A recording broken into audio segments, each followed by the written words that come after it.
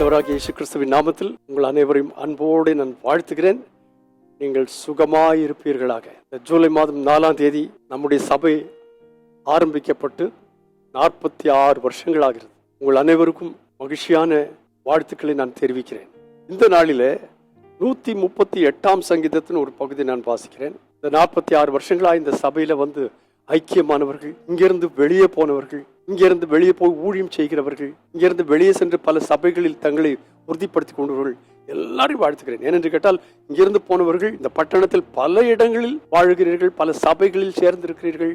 கர்த்தர் உங்களை ஆசீர்வதிப்பார்கள். எங்க இருந்தாலும் நீங்கள் வாழ்க, கர்த்தர் உங்களை ஆசீர்வதிப்பாராக. சபையார் இன்னும் இந்த சபை பெருகத்தக்கதாக உற்சாகத்தோடு செயல்பட கர்த்தர் உங்களுக்கு உதவி செய்வாராக. 138ஆம் சங்கீதத்தினுடைய முதல் வசனம் சொல்லியிருக்கு, உம்மை என் முழு இருதயத்தோடும் துதிப்பேன், தேவர்களுக்கு முன்பாக உம்மை கீர்த்தனம் பண்ணுவேன். என்னுடைய உள்ளம் இன்றைக்கு உண்மையாகவே நிறைந்திருக்கிறது. இன்றைக்கு நம்ம ஒரு செலிப்ரேஷன் வச்சிருக்கலாம், செய்யல, ஆனால் உள்ளங்கள் நிறைந்திருக்கிறது.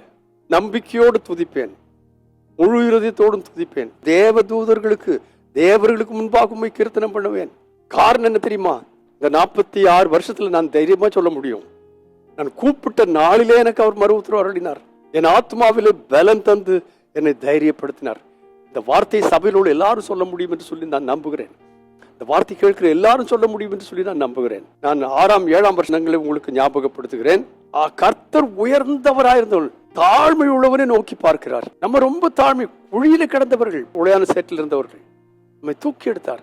அங்கிருந்து நம்மை பார்த்தார். அது மாத்திரமல்ல, நான் துன்பத்தின் நடுவில் நடந்தாலும், பிரைஸ் தி லார்ட். காலை வேளையில ஒருவேளை நீங்க சொல்லலாம், பாஸ்டர் நான் எவ்வளவு துன்பத்தின் வழியாய் போயிட்டு இருக்கேன் ஐயா சொல்லலாம். நான் சொல்லுகிறேன், நான் துன்பத்தின் நடுவில் நடந்தாலும் நீர் என்னை உயிர்ப்பிப்பீர். என் சத்துருக்களுக்கு கோபத்துக்கு விரோதமாக உமது கையை நீட்டுவீர், உமது வலதுகரம் என்னை ரட்சிக்கும். அல்லேலூயா.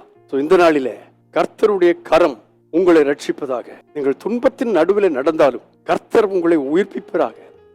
அதனுடைய கடைசி வசனம் ரொம்ப அழகா சொல்லியிருக்கு, கர்த்தர் எனக்காக யாவையும் செய்து முடிப்பார், கர்த்தாவே உமது கிருபை என்று பொழுது. உங்களுக்கு நான் சொல்லுகிறேன், யாரும் உங்களுக்கு செய்ய முடியாததை நீங்கள் ஆராதிக்கிற கர்த்தர், உங்கள் தேவனாகிய ஆண்டவர், உங்கள் இரட்சகராகிய கர்த்தர், நமது பரிசுத்த ஆவியை தந்து உங்களை தைரியப்படுத்துகிற ஆண்டவர் உங்களுக்காக யாவையும் செய்து முடிப்பார். உமது கரத்தின் கிரியாக்கி எங்களை நெகிழ விடாதிருப்பீராக. இந்த வார்த்தைகள் அனைத்தையும் தேவனாய் கர்த்தர் இன்றைக்கு நமக்கு ஆசீர்வாதமாக்கி தருவாராக.